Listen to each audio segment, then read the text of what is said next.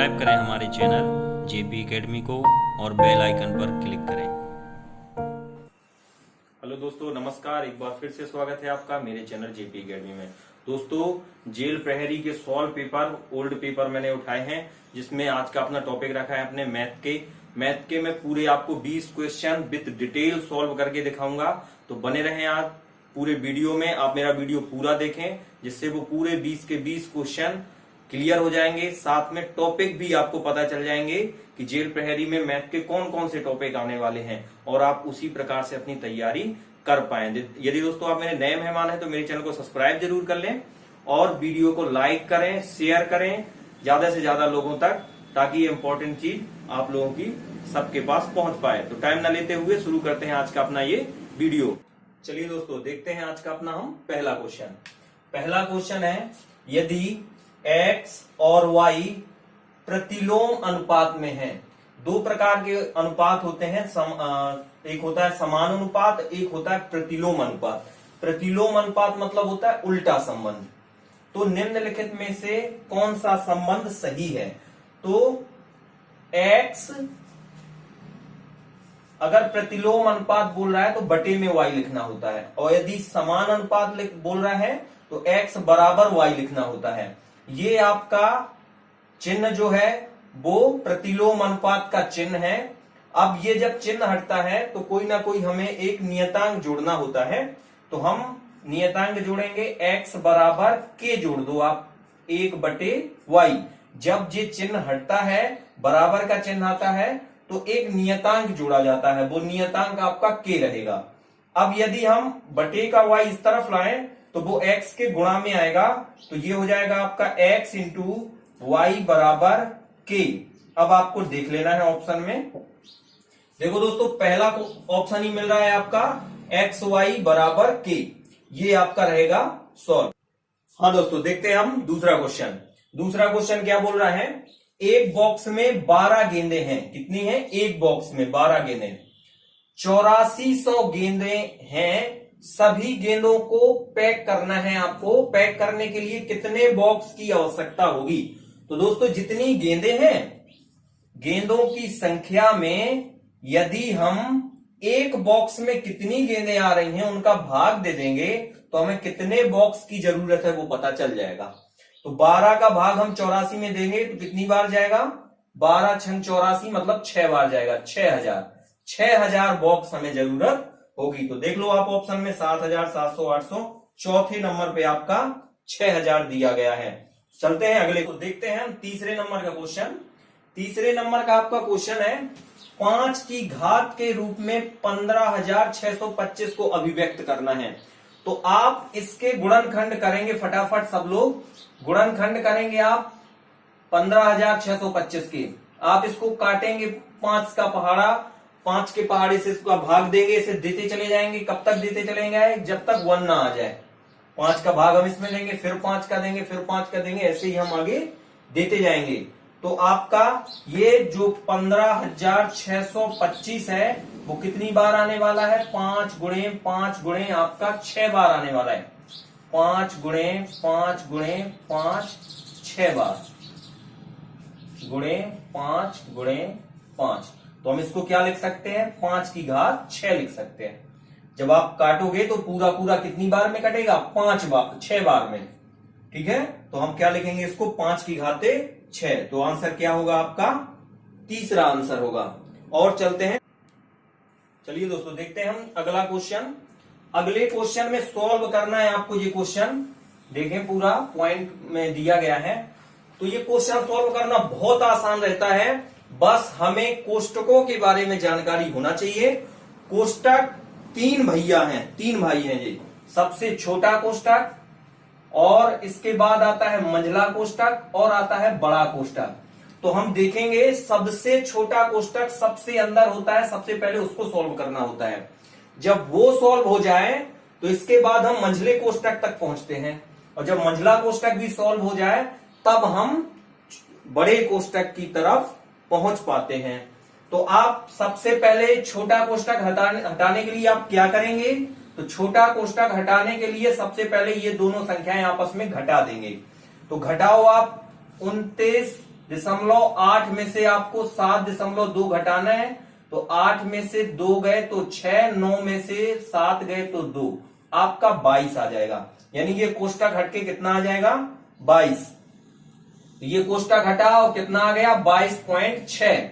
अब आप क्या देखेंगे कि मंझले कोष्टक में है बहुत सारी संख्याएं। जैसे मंझला कोष्टक आपका यहां से लगा है और यहां से जाकर के वो यहां तक लगा हुआ है, तो कितनी संख्याएं आ रही हैं? पहली, दूसरी, तीसरी, चौथी और ये पांचवी, जो कि हमने छोटे कोष्टक को सॉल्व करने के बाद आ गई है। तो दोस्तों इसमें क्या करना पड़ता है हमें? प्लस वाली सारी संख्याएं हम जोड़ देंगे। प्लस वाली कौन कौन सी हैं? जैसे 3.7, ये माइनस की है, इसको अभी नहीं लेंगे हम। 5.1 और फिर है आपका 3.5 और 22.6। ये इस वाली संख्या को हम इन्हें आपस में जोड़ देंगे क्योंकि ये सब प्लस की संख्या हैं, और ये माइनस की संख्या उसको हम बाद में घटा देंगे। तो आप इन्हें जोड़ें तो कितना हो जाएगा? 5 और 1 6 और 6 12 और 12 को 7 से जोड़ना है, कितना हो जाएगा आपका?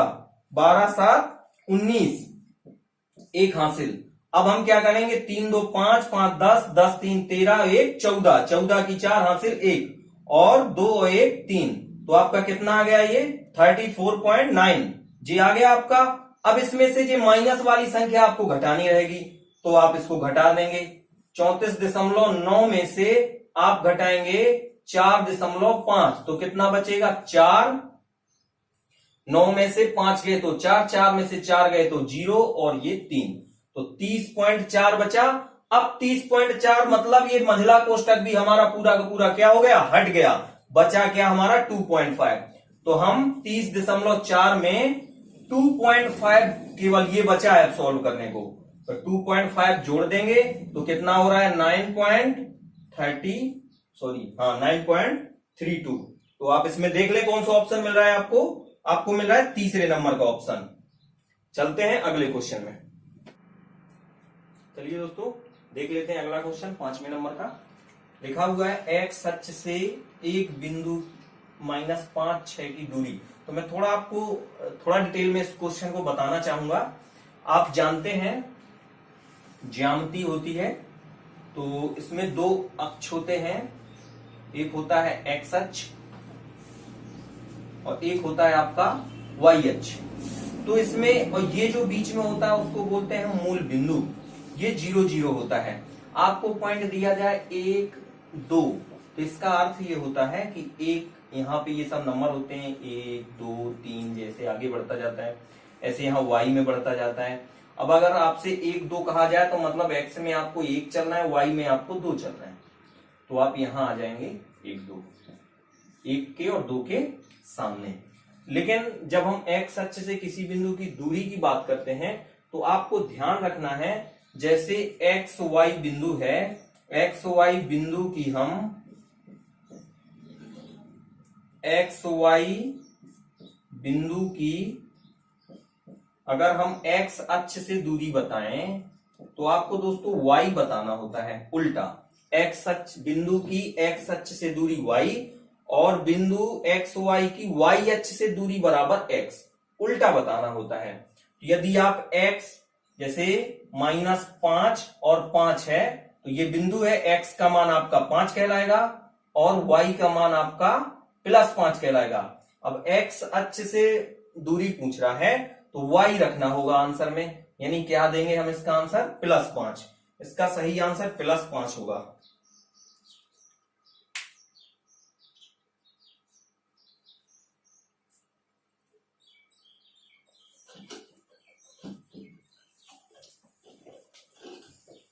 चलते हैं अगले क्वेश्चन 7वें नंबर का दोस्तों, 6वें नंबर का सॉरी। इसमें लिखा हुआ है -7 और 0 के बीच सबसे बड़ा पूर्णांक कौन सा है। तो आपको मैं नंबर लाइन में बताना चाहूंगा। नंबर लाइन में बीच में 0 होता है, 1 2 ये ऐसे बढ़ते जाते हैं और यहां पे -1 -2 -3, आगे जाके कहीं -7 भी होगा। तो हमें किससे पूछ रहा है? वो 0 से शुरू करना है। तो और इस तरफ जितने जाते जाएंगे तो घटते जाएंगे आपके, तो मतलब -7 इसमें सबसे छोटा माना जाएगा। अब इन दोनों के बीच बोला है ना, तो बीच में जैसे -1, -2, -3, -4, -5, -6, तो -6 सबसे छोटी होगी और -1 सबसे बड़ी होगी नंबर लाइन में, क्योंकि जब हम इस तरफ जाते हैं तो बढ़ते जाते हैं। आपको मैं बताना चाहूंगा -2 से बड़ा है -1, -1 से बड़ा 0 है और 0 से बड़ा आपका 1 है, फिर 1 से बड़ा 2 है, जैसा आप जान रहे हैं। तो 0 और -7 के बीच में सबसे बड़ी संख्या -1 को कहेंगे हम। चलते हैं अगले क्वेश्चन में।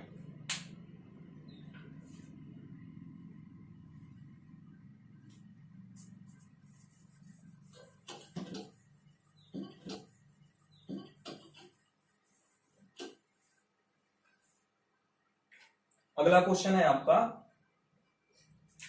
2000, संख्या 2000 और 2001 के बीच वर्गों के बीच कितनी गैर वर्ग संख्याएं आएंगी। तो आपको इन दोनों के बीच पहले कितने वर्ग होते हैं उसमें से घटाएंगे तो गैर, इनका 2000 का वर्ग निकालना है। जो आंसर आएगा आपका 2000 का आप वर्ग निकालेंगे, 2001 का आप वर्ग निकालेंगे। इन दोनों के बीच अंतर देख लेंगे दोस्तों, इन दो और उसमें से एक कम कर देंगे। तो इस प्रकार से जो इसका आंसर आएगा वो आएगा आपका 4000। 4000 ऐसी संख्याएं होंगी जो कि गैर वर्ग होंगी। चलिए दोस्तों देखते हैं नेक्स्ट क्वेश्चन। नेक्स्ट क्वेश्चन है, एक क्रिकेट गेंद का वजन 160 ग्राम है, 12 गेंद वाले एक पैकेट का वजन कितना होगा। तो बिल्कुल दोस्तों बिल्कुल सरल है। एक गेंद का वजन यदि 160 है और 12 गेंदों का वजन यदि हम देखें तो 160 में आप 12 का गुणा कर दो, बस पता चल जाएगा कितना हो जाएगा जी। 12 का गुणा 0 में करो तो 0, 12 छंग 72 की 2 हासिल 7 और 12 एकम 12 और 12 7 कितना हो जाएगा जी 19। तो 1920 ग्राम है ऑप्शन यहाँ पे, ये रहा आपका 1920 ग्राम। चलते हैं अगले क्वेश्चन की ओर। अगले क्वेश्चन में देखते हैं अगला क्वेश्चन क्या है हमारा। अगला क्वेश्चन है आपका, एक बाघ का वजन 280 किलोग्राम है, यदि एक नीली व्हेल का वजन 1,40,000 किलोग्राम है तो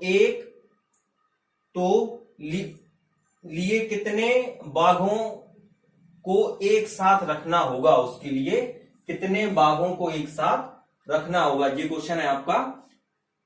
तो आपको एक बाघ का वजन इतना है और इतना वजन चाहिए आपको, तो कितने बाघों की जरूरत होगी। तो क्या करेंगे हम, वही 1,40,000 में हम 28 का भाग दे देंगे 280 का, तो पता चल जाएगा हमें। एक 0 से एक 0 कट कर दो, 14 का पहाड़ा सीधे 14, 14 एकम 14, कितने बचे 0, 1 2 और 3, 1 2 और 3 और 14 का तो 14 दूनी 28, 2 एकम 2 और 2 पंचे 10, तो कितना आएगा आंसर में हमारा 500। तो है ऑप्शन इसमें, हाँ तीसरे नंबर का ऑप्शन है।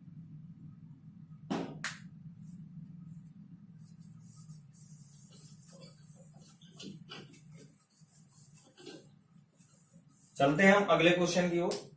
इसमें से आपको सही व्यंजक बताना है तो आपको सॉल्व कर लेना है। जैसे यहां 2 माइनस हो रहे हैं तो ये दोनों प्लस हो जाएंगे, तो 26 में 8 प्लस होंगे, 26 में 5 प्लस होंगे, 26 और 5 आपस में जुड़ जाएंगे तो 31 हो जाएंगे।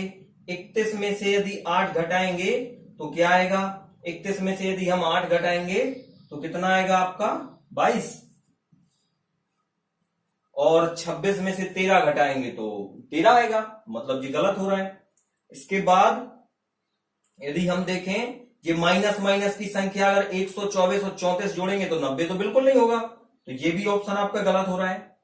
इसमें यदि हम देखें तो माइनस के 36 और प्लस माइनस भी माइनस होता है, मतलब यहां माइनस के 36 और माइनस के 97 हमें जोड़ना है, और यहां इन दोनों को जोड़ने के बाद आगे माइनस लगा हुआ है, तो इन दोनों को माइनस माइनस की संख्या जोड़ने के बाद जो माइनस में आंसर आएगा जोड़ने के बाद 36 और 97, वही आंसर तो आएगा 36 और 97 को जोड़ने पर और फिर माइनस लगाने पर।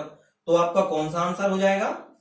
आपको इसमें सॉल्व कुछ नहीं करना है, आपको ये बताना है कि दोनों बराबर कौन से हैं। तो केवल इसी को सॉल्व करने में ये दोनों बराबर आएंगे, बाकी आपका कोई भी सॉल्व करने में बराबर नहीं आएगा। चलते हैं अगले क्वेश्चन में।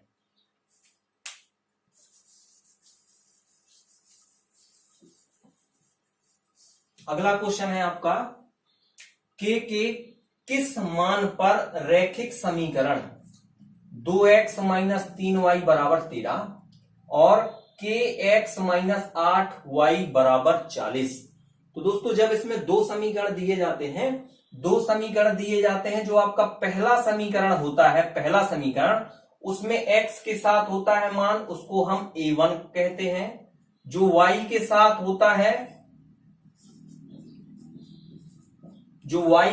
होता है उसको हम b1 बोलते हैं, और जो अकेला लिखा रहता है बराबर के उस तरफ उसको हम क्या बोलते हैं? c1। तो c1 की वैल्यू कितनी होगी इसमें? 13। ऐसी दूसरे समीकरण में, दूसरे नंबर के समीकरण में जो x के साथ होता है वो हमारा a2 का मान होता है k, और जो y के साथ होता है वो हमारा b2 का मान होता है। तो b2 का मान है -8, और जो बराबर के उस तरफ वो c2 का मान है।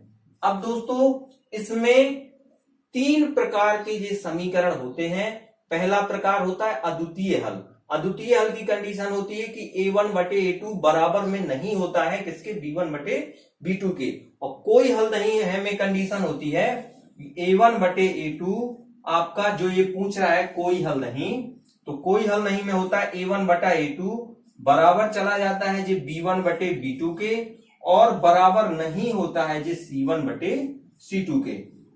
तो यदि हम k का मान निकालना चाहें तो a2 के पास है k, a2 के पास है तो केवल इन दोनों को लेकर के हम इसको सॉल्व कर सकते हैं। मतलब a1 की जगह हम क्या रख सकते हैं? 3, a2 की जगह क्या रख सकते हैं हम? k बराबर b1 की जगह क्या रख सकते हैं हम? 2, और b2 की जगह क्या रख सकते हैं? -8। बराबर में हम इसको भी मान रख सकते हैं, लेकिन k का मान निकालने के लिए तो हमें दो चीजों की ही जरूरत होगी। तो फर्स्ट एंड सेकेंड लेकर इनको क्रॉस मल्टीप्लिकेशन करेंगे तो 8 का गुणा किससे होगा? 3 से, तो माइनस के 24, और k का गुणा किससे होगा? 2 के, तो 2 गुणे k हो जाएंगे बराबर में माइनस के जे 24। अब 2 कहां चला जाएगा? बटे में, तो k बराबर आपका कितना हो जाएगा? माइनस के 24 बटे में 2 का भाग देंगे 24 में, तो k का मान आ जाएगा आपका माइनस के 12। तो आपको देख लेना है -12।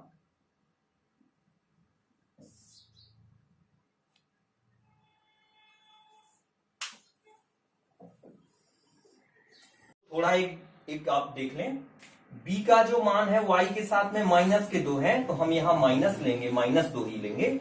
यहां पे भी आपका माइनस आएगा, और ये माइनस यहां ये माइनस आपस में फिनिश हो जाएगा।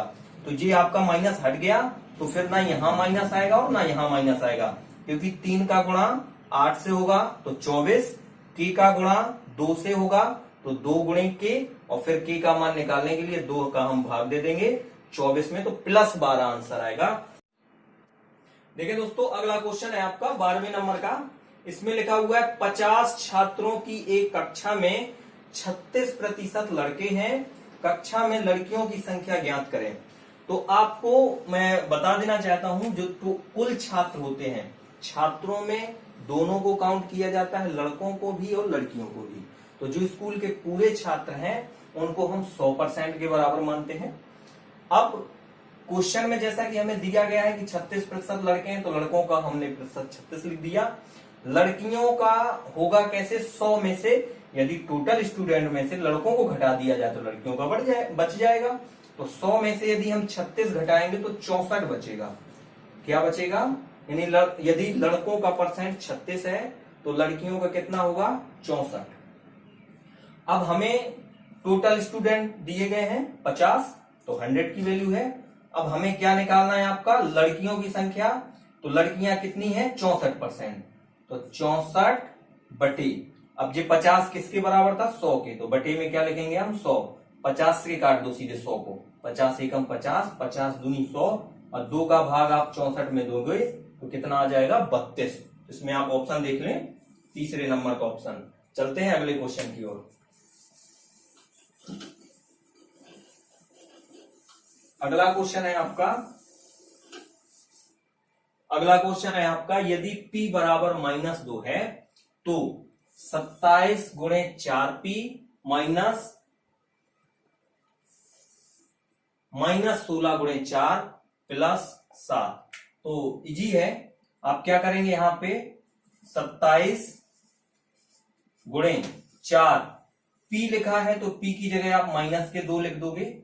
यहां देख रहे हैं आप 2 माइनस हो गए तो यहां प्लस लिखा जाएगा और सीधे 16 का गुणा आप 4 में कर दो तो 16 चौको कितने होते हैं 64 प्लस 7। अब आपको क्या करना है 27, पहले 4 का और 2 का गुणा करो तो 8 आएंगे, 8 का गुणा आप 27 में करें आप 27 गुणे 8 तो 8 सत्ते 56, 5 हासिल, 8 दूनी 16, 16 और 5 कितने होते हैं 21। तो ये आ गया आपका माइनस के 216 प्लस इन दोनों को ऐड कर दो आप। अगर 64 और 7 आप ऐड करेंगे तो कितना हो जाएगा 71 हो जाएगा। ठीक, अब 216 में से आप 71 कम कर दो तो 216 में हमें क्या घटाना है 71। तो यहां 5 बचेगा, यहां आप 11 में से 7 जाएंगे तो कितना बचेगा 4 और यहां 1। अब चूंकि माइनस की संख्या बड़ी है तो माइनस में आंसर आएगा। तो क्या आ जाएगा आंसर आपका चौथे नंबर का। चलते हैं अगले क्वेश्चन में।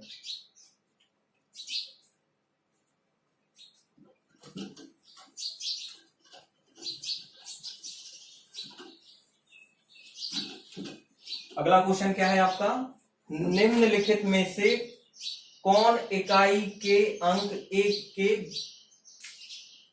7 घन है। तो आपको ये बताना है कि जिसका हम 1 का चाहे स्क्वायर करें तो 1 आता है, 1 का चाहे घन करो तो 1 आता है। जैसे हम आपसे 21 का भी घन पूछेंगे तो इकाई का तो 1 ही आने वाला है, पहला अंक इकाई का अंक। तो आपको एक घन वाली संख्या होगी ये 1431 जिसमें 1 हो पीछे, आप वो देख लो। तो दूसरे नंबर का ऑप्शन है। अगला क्वेश्चन देखते हैं दोस्तों।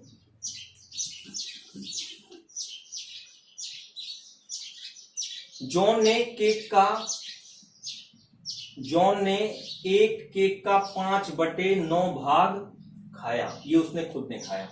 अगर जॉन अपने केक का 5/9 भाग खा गया तो अब खाने के बाद उसके पास जो शेष बचेगा वो बचेगा 4/9। इसको 1 में से घटाना होगा, 1 भाग में से। इसके आगे चलते हैं। उसने केक का 1/2 भाग भाई को दे दिया। अगर वो इसमें से आधा आधा बांटेगा 1/2 1/2 तो आपका 2/9 दे देगा वो अपने भाई को, और अब उसके पास बचेगा कुल 2/9 भाग। अब उसके पास क्या बचेगा शेष बचेगा। इसके बाद क्या है, पूर्ण केक का कितना अंश उसके पास बचा। तो दोस्तों आप देख लो 2/9, तो ये आंसर है आपका 2/9। चलते हैं आगे।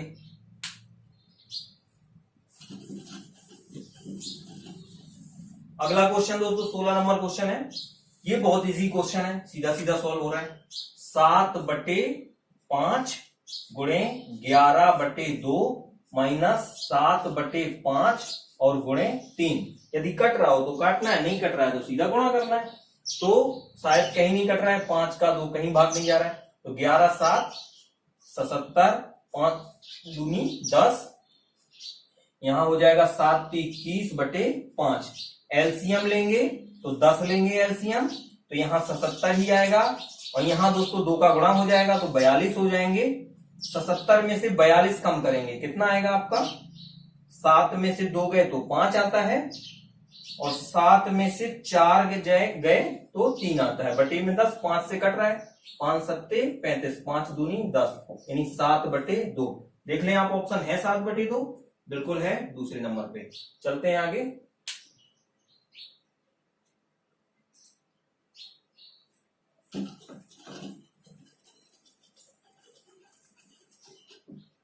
अगला क्वेश्चन पढ़ते हैं। 3.5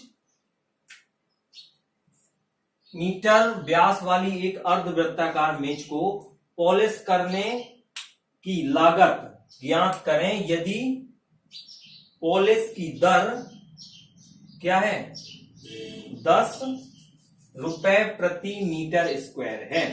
तो अर्धवृत्ताकार मेज है मतलब आपकी, तो अर्धवृत्ताकार मेज का जो क्षेत्रफल होता है वो 1/2 पाई आर स्क्वायर होता है। क्या होता है 1/2 पाई आर स्क्वायर। पूरे वृत्त का होता है पाई आर स्क्वायर। और अर्धवृत्त का जो क्षेत्रफल होता है, जो एरिया होता है, जैसे एरिया में ही तो आपको पॉलिश करना होगा, तो आप एरिया में ही पॉलिश करेंगे तो एरिया ही निकालना पड़ेगा।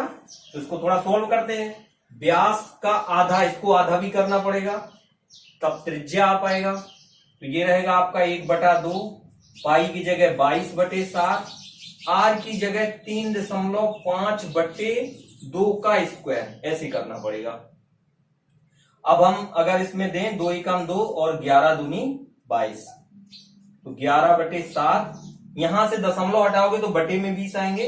अब इसको ऐसे लिख दो आप 35 गुणे 20 और 35 गुणे 20, तो आपका ये क्षेत्रफल आ जाएगा। 7 एकम 7, 7 पन्ने 35, 5 एकम 5, 5 चौको 20। अब 5 से काटो, 5 सत्ते 35, और नीचे क्या बचा आपका 5 चौको 20। तो क्या बचा, ऊपर 11 बचा और 7, तो 11 गुणे 7 कितने होते हैं 77, और नीचे क्या बचा 4 गुणे 4, तो कितना हो गया जी 16। ये आपका क्षेत्रफल आ गया, एरिया। अब एक में कितना लग रहा है आपको 10 रुपए, तो आपको इसमें 11 का गुणा 7 से किया 77 और 4 का 4 में 16। जब आप इसका भाग दोगे तो ये 4.813 आएगा, और इसमें आप जब 10 का गुणा कर दोगे, ये आपका आया क्षेत्रफल, उस मेज का क्षेत्रफल आ गया मीटर स्क्वायर में। अब 1 मीटर स्क्वायर में आपको 10 रुपए देने हैं, तो 4.813 में कितने रुपए दोगे, तो आप इसमें 10 का गुणा कर दोगे तो एक अंक पे दशमलव पीछे चला जाएगा, तो हो जाएगा आपका 48.13। चलते हैं अगले क्वेश्चन में।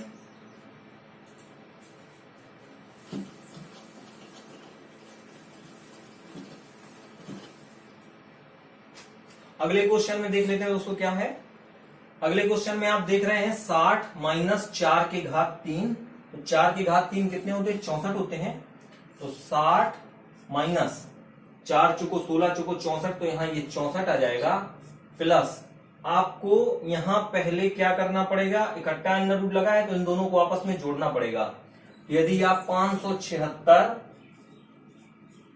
में 49 जोड़ेंगे तो क्या आएगा, तो ये आपका हो जाएगा कितना 9 और 5 कितने, 9 और 6 15 हुए, 7 4 11 12 और 6, मतलब ये 625 हो जाएंगे। और प्लस 8 छंग कितने हो गए जी 48, 8 गुणे 6 कितने होते हैं 48। यहां घटाएंगे हम 60 में से 64 तो -4 आएगा, 625 में से 25 बाहर आ जाएंगे, और जी आपका 48। तो पहले माइनस प्लस घटा लेते हैं आपस में, तो मान के चलो माइनस के 4 में से 48 चले गए तो कितने बचेंगे आपके 44। 44 में 25 जोड़ दो, 44 और 25 आपस में जोड़ दो, कितना बचेगा जी 69। तो आपका ऑप्शन कौन सा होगा इसमें, तीसरा। देख लेते हैं दोस्तों क्वेश्चन। निम्नलिखित में से कौन सा व्यंजक 4x के घाते 2 माइनस 3xy का एक पद है। एक पद मतलब या तो x चाहिए या y। तो आपका जो पहले नंबर का पद है उसमें केवल x है, 4x², तो ये एक पद ही कहलाएगा, और ये आपका दो पदी, तो वो पहला ही आंसर इसका माना जाएगा, ये चौथे नंबर पे 4x²। तो दोस्तों मिलते हैं।